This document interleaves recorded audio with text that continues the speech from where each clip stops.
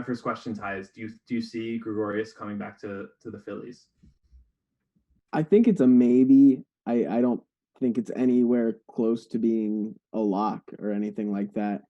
I think there is a chance that he's back, but the Phillies have kind of made it seem like they aren't going to spend a ton this offseason. And if they bring back JT Realmuto, I would say it's probably a lock that Gregorius will be somewhere else.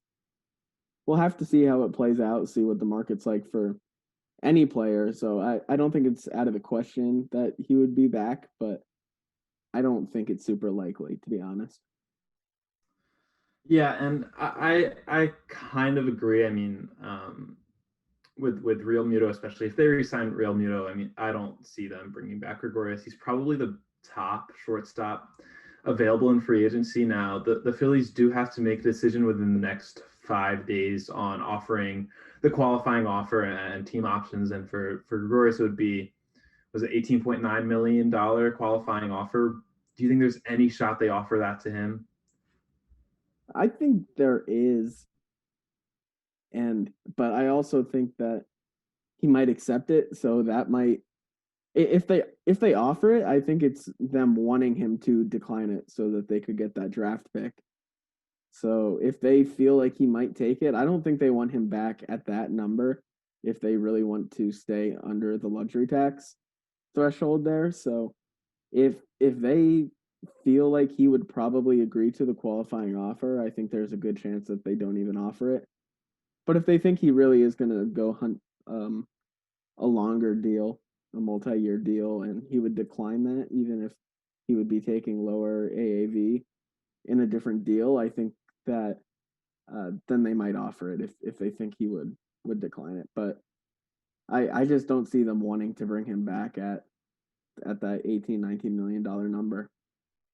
Yeah, for sure. You know, they made that, I don't know, mistake, if mistake is the right word, but I think when they offered Jeremy Hellickson the qualifying offer in 2017, I think people expected him to decline it. People thought he might be looking for a bigger deal, and then he just accepted it. Um, and like you said, they don't have a ton of room below the luxury tax, and John Middleton has shown um, hasn't really shown any willingness to go over at this stage. Um, so I think they have roughly $60 million in room. If you give almost 20 of that to Gregorius, it kind of limits what else you can do with a team that has a lot of holes. So let's say either they offer him the qualifying offer and he declines, or they don't offer it.